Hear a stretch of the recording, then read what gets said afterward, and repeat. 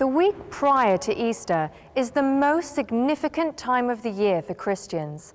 From Palm Sunday through Jesus' passion and resurrection, these few days of suffering and hope brought salvation to uncounted millions. The story of Christ's passion is told in all four Gospels, but they don't always explain why or how these events took place. So what really happened in Jerusalem nearly 2,000 years ago that led to Jesus' crucifixion? Hello, I'm Carolyn Morrison, and welcome to Mysteries of the Church. Join me as we look into Jesus' arrest and trial.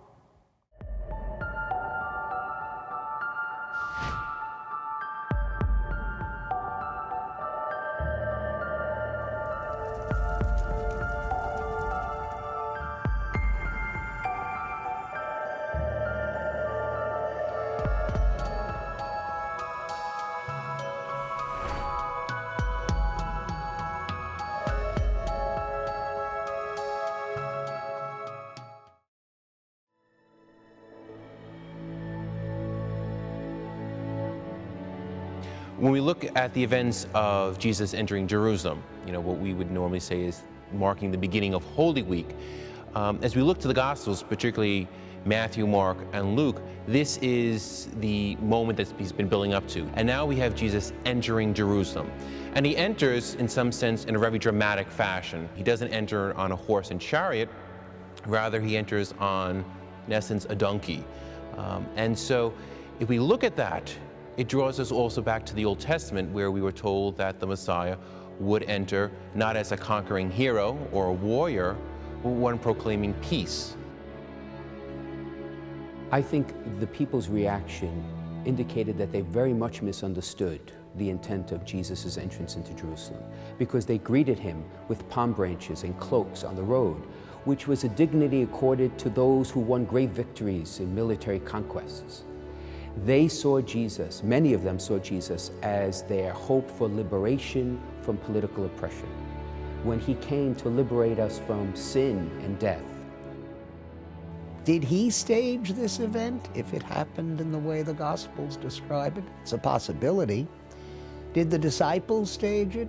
It's a possibility. However it happened, and I say something does seem to have happened, it attracted attention at a time when attention perhaps should not have been attracted. The fact is, it was Passover, the city was crowded, it was very easy to get Jerusalem to the edge of a boil, and the excitement of this man, whether everybody knew who he was or not, and I think not, was enough to start, if not a riot, at least the kind of scene that could have caused trouble in the city. I suspect something happened that alerted those in the know to a difficulty latent here, and they said, this fella could be trouble. So Jerusalem was ripe for a reaction. And when Jesus entered into Jerusalem on the back of a donkey, as a sign of great humility and meekness, as he who came as the King of Peace, the reaction of the people was one of, this is the moment for our liberation. And it was seen as a very provocative act. And it began the drama which we will see unfold on Holy Thursday, Good Friday, and ultimately on Easter Sunday.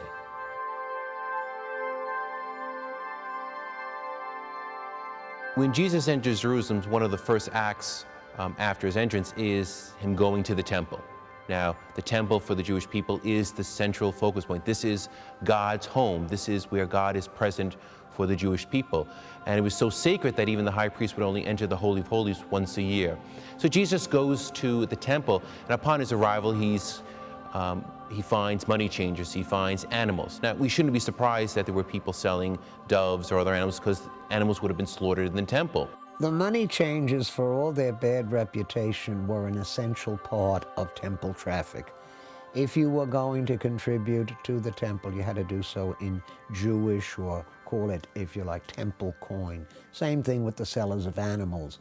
You couldn't be bringing a cow all the way from wherever you were traveling. So you bought what you bought, assured that it was, to use today's term, kosher, right there in the great outer court of the temple. This stuff wasn't going on in the holy, holy places. What Jesus objected to was the manner by which, the intention that underlied a lot of that action by those who did it. They were extorting people, they were benefiting personally, they were basically oppressing God's people in those things which the Jewish law asked them to do. So that's why he reacted so strongly and literally threw them out of the temple. Jesus, we're told in the scriptures, encounters the money changers, and he gets, in many ways, angry. He says, "You have made my father's house a den of thieves." And he tries to drive away the money changers and those that were selling animals. The people, if you want to call them the money changers, the animal sellers, probably indignation. Who the heck do you think you are? Jesus' entry into Jerusalem on Palm Sunday and his subsequent encounter with the money changers at the temple must have made an impression on the local populace. But what kind of impression did it make on the temple authorities and the Roman government? Join us when Mysteries of the Church continues in just a moment.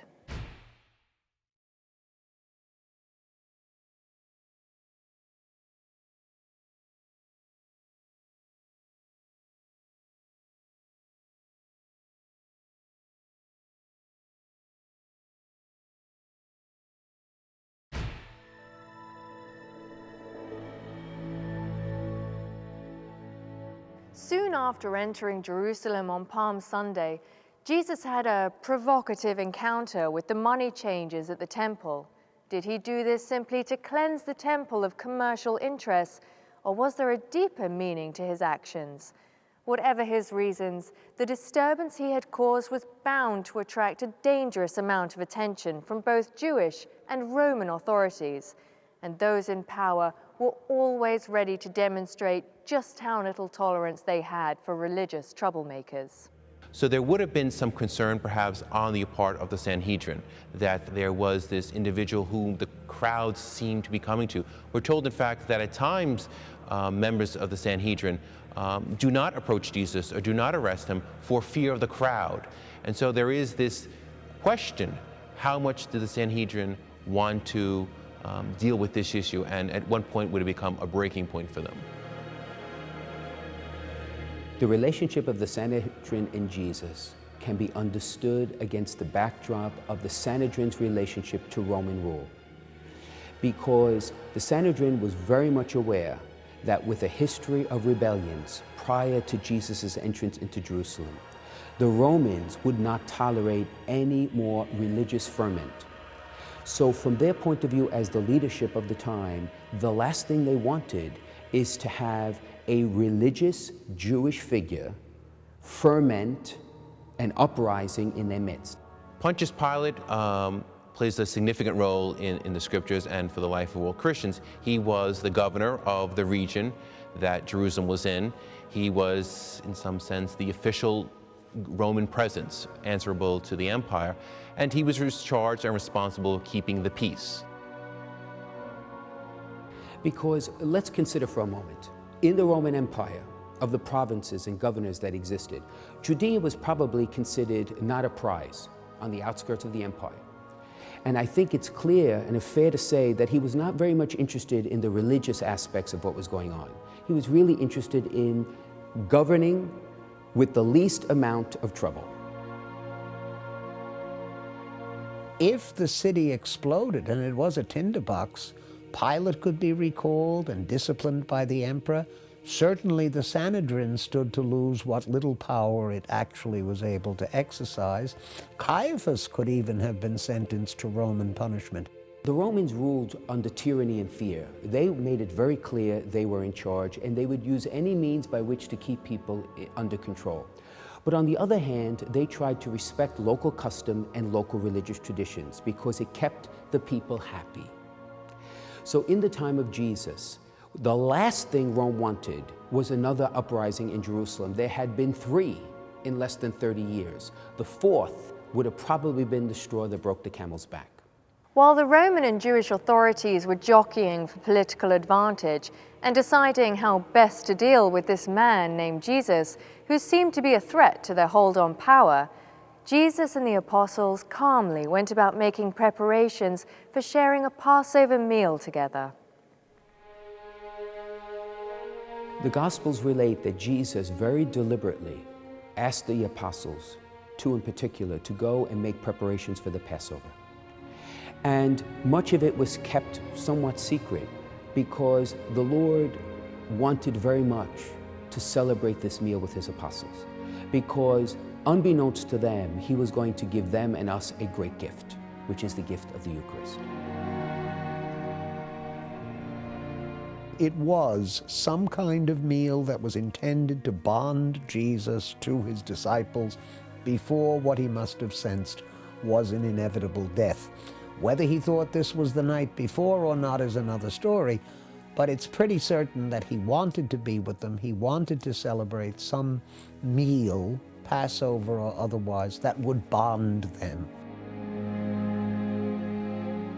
The role of Judas, the presence of Judas at the Last Supper, gives us many spiritual lessons. Because at the Last Supper, Jesus has that marvelous act of service to the apostles when he reclines and washes their feet. We must not forget Judas was present for that. One last great act to allow him to understand the very heart and nature of Jesus' ministry and message. We're told that Jesus at one point will take bread, say a blessing, break it, give it to his disciples and say, "Take this, all of you, and eat it. This is my body."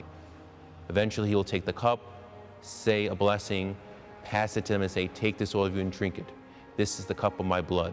The other interesting action was prior to the giving of the great gift of the Eucharist, the Lord signaled who his betrayer was.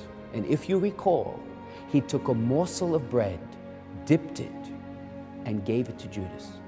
Now, that bread was earthly bread. But that was the preamble to taking bread and making it the bread of life. In that one singular moment in history, Judas was given bread and chose to not stay for the eternal bread of life. Now, we all know so well that at some point, Judas will leave. He has made arrangements to hand Jesus over to the Sanhedrin. His motives are in question. The scriptures say that the devil entered him, and at that moment he was possessed by the devil to do what he did. Other Gospels just say that he goes and negotiates with the Sanhedrin. "What will you give me if I hand him over to you?" Some could argue, and the record could lend one to say, that it was disillusionment with Jesus' ministry. That he saw it going in a direction that he did not think was the answer. Perhaps the answer was political uprising, overthrowing the Roman authorities, and establishing the kingdom of God in human terms. But it could also be that part of his intention or motivation was to force Jesus into a situation where he would have to act. However, I think from the historical record, one could at least surmise this. Judas was given 30 pieces of silver, which was the Roman equivalent value for the life of a slave. When you look at the four Gospels, we get varying opinions. Some people say there was no need for Judas to go off and negotiate a sum to turn over Jesus because he came from a particular family. The Gospels in many ways are ambiguous. We do know that he is the great betrayer. There are many motives. But what I think is important for all of us to realize is he does betray. And that does continue the action, the timeline per se, of allowing the Sanhedrin to arrest Jesus. It's a subject of speculation as to what Judas actually said to the Sanhedrin. But I would think it's reasonable to presume that the Sanhedrin already knew much, that they had their informants and the people who walked with Jesus and heard about Jesus to be able to create a dossier around which, if they brought Jesus in for charges, that those charges could be at least somewhat substantiated. And ultimately, the Sanhedrin sought to condemn Jesus for blasphemy. While Jesus and his disciples were sharing their final meal together, Judas Iscariot was engineering Jesus' arrest with the Sanhedrin. But just how much power did the Sanhedrin really have over this troublesome prophet? Stay with us as we investigate Jesus' arrest and trial.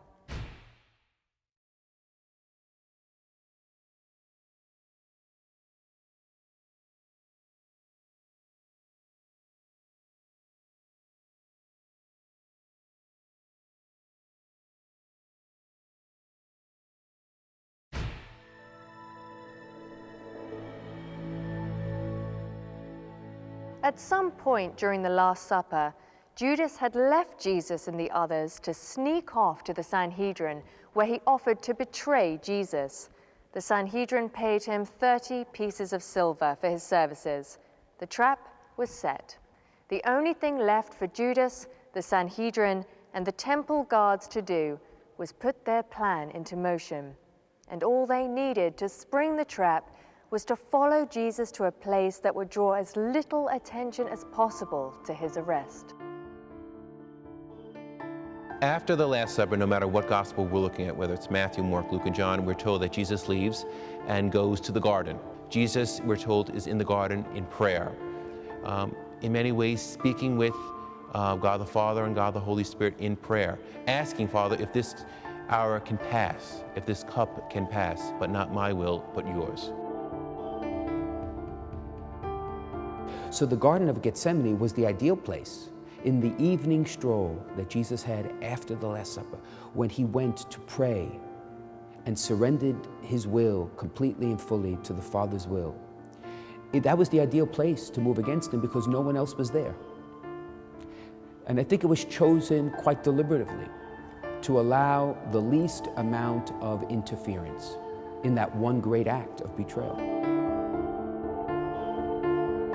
Well, the kiss that Judas placed upon the Lord's cheek has been a topic of profound spiritual reflection over the years, over the centuries.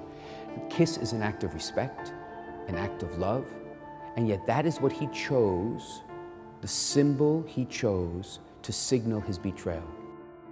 And it could be that in his mixed up, twisted mind, he thought that he was giving Jesus an opportunity to finally make a decision, when in fact the decision was already made, that the kingdom was going to come in spiritual power, in the redemption of sin and the conquering of death, and had nothing to do with earthly military power or the things of this world. Now, we have in some passages, Peter taking the sword and cutting off an ear, trying to defend our Lord. And we see Jesus immediately saying, no, not by the sword. But whether we're looking at Matthew, Mark, Luke, or John, what we do see is that Jesus is in control. He realizes this is the moment, not just the moment of his arrest, but as we look to the Gospels, it's the beginning of his moment of glorification, when the Father will be glorified by the actions of the Son.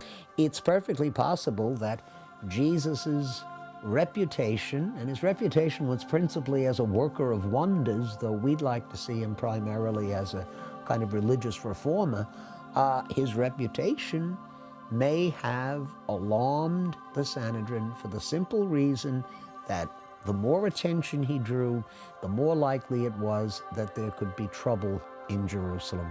I don't think there was any particular animadversion to Jesus, any more than there might have been toward anybody who seemed to be a threat to the established order. We're told in some of the Gospels that false witnesses are brought to testify against him, and they're questioning him, are you the Messiah? Are you the Messiah? And eventually Jesus will you say that I am? So the question that was asked was about the kingship of Jesus. And it was understood to be the kingship in terms of earthly usurpation of the right of Roman rule, to assert himself as the king or the Messiah that would overthrow Roman occupation. St. John's Gospel, the real event seems to be the raising of Lazarus, because we're told in St. John's Gospel, after that, the Sanhedrin gathers and says, many people are beginning to believe. Clearly what we do see is that Jesus was challenging their status quo. And so you can go in a multitude of directions, but they were looking for a reason to end his life.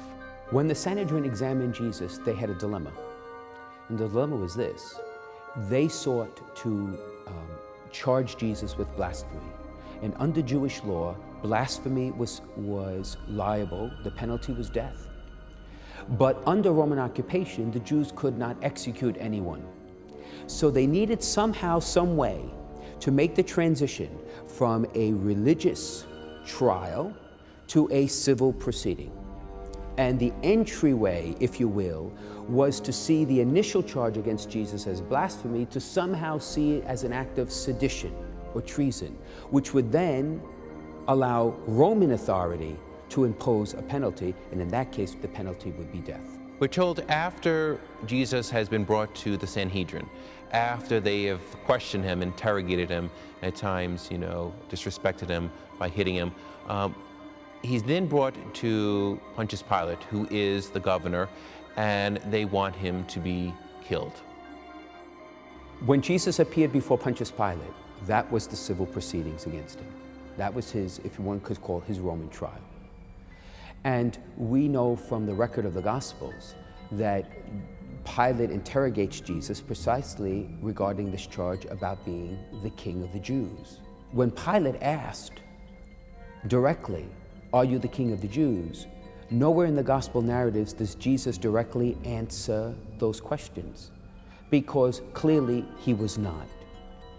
But Jesus spoke about bearing witness to the truth, and Pilate gives the very, very, very provocative and famous question, what is the truth? The irony is, the truth is not something, it's someone. So he did what Rome normally did, was in the rule of fear and tyranny, he had Jesus brutally beaten and mocked and scourged and even crowned with a crown of thorns in a vain attempt to appease the crowd that was gearing itself for more. At first says, well, I find no guilt in this one, but yet we know he will sign his death warrant where he will be condemned to death by crucifixion. And so we see Pilate as an individual that wants to avoid having problems. And if it means just having someone die, well, so be it. He's not a figure that comes across by any means of having any courage, having any determination to find really what is truth. He's not worried about if Jesus really is guilty or not guilty, what he's being accused of. Pilate, in many ways, truth is relative. And we see in Jesus, truth, no, there is a truth. And he has come to testify to that, and is coming into conflict with the situation at hand. For all the trouble the Sanhedrin went to have Jesus arrested, Pontius Pilate seemed unwilling to cooperate in their scheme to have him executed. Stay tuned for when we discover what pressure the Sanhedrin applied that would ultimately change Pilate's mind.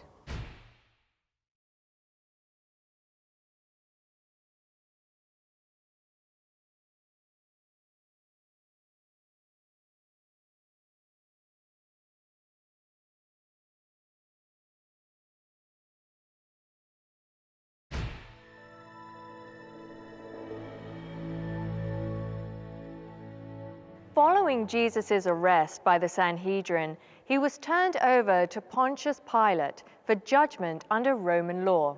But for some reason, Pilate seemed reluctant to condemn a man he did not know and whose guilt under Roman law was in serious doubt. As we are about to see, the Sanhedrin had no intention of allowing Pilate to turn Jesus loose to continue endangering their hold on absolute religious power. Given the fact that Pilate was not about to worry about the niceties of Jewish law, it probably wouldn't have taken much to convince him that this guy could, in fact, have led some sort of a rebellion and was making claims to set himself against the Roman Empire. In the end, after having Jesus brutally beaten and flogged and scourged, I believe Pontius Pilate was hoping that that would have appeased the crowd that had gathered outside his palace. I think it's first important to realize when it speaks of the crowd, we're not speaking of the entire Jewish population. We're in fact speaking of the Jewish leaders. We don't know if every single leader was there of the Sanhedrin, but there was a significant number of people, and they're challenging Pilate. And in that very beautiful moment when he presents the man, Jesus, before them, perhaps part of him was hoping this would have been the ending of the drama. But because the crowd was in such a fury, in such a frenzy, perhaps because of the cohort and those that were there, asking him to scream out and to ensure that that was not enough, to crucify him, at that moment, Pilate probably understood that this crowd would not be appeased. And rather than worry about a potential uprising, he had a potential uprising right in front of him that he needed to deal with in political terms. And the question really comes down is, what is Pilate going to do? And we see eventually Pilate, perhaps out of fear, perhaps out of just trying to take the easy way out, will go along, will have him condemned, will make the decision himself. He is the one who will, in essence, sign the death warrant of Jesus. And he does so, some have suggested, because he was afraid. This was his last chance. He screwed this up, then there was nothing else for him. He felt pressure that failing to act, matters would get out of hand. That's a possible scenario. But that Pilate, from what we know of him, would have said, oh, if this would amuse you people, well, I'll do anything to make you happy. Jesus meant nothing at all to him. He couldn't very well sign a death sentence if it could be shown that he had violated Roman law. But probably without a great deal of concern one way or another, he gave in to what his cronies, and I think Caiaphas at the least, had come to a working relationship with Pilate. It was to the advantage of both of them that the Roman authorities had to pass the sentence and the Romans had to be the ones executing him. Unfortunately, it comes back to him, and then he just takes the easy way out and says, well, let's just get rid of this situation, and has him crucified. And one of the gospel accounts portrays Pontius Pilate as sentencing Jesus to death and yet washing his hands clean of the blood of what he sees as ultimately an innocent man. It was the ultimate act of political expediency. In the time period traditionally between when Jesus is arrested, brought to the Sanhedrin, brought to Pilate, and eventually to Calvary where he's died, is a short period of time. In fact, a very rapid series of events. And really within a matter of 24 hours or so, perhaps maybe a little more, a little less, from his arrest to his crucifixion, all took place. The arrest and trial of Jesus may have seemed like nothing more than a minor power play to the members of the Sanhedrin and Pontius Pilate. But for those who believed in Jesus and his message, they had set in motion a series of events that would quite literally have an everlasting impact on the future of mankind. I'm Carolyn Morrison. Thank you for joining us, and we hope to see you again for the next episode of Mysteries of the Church.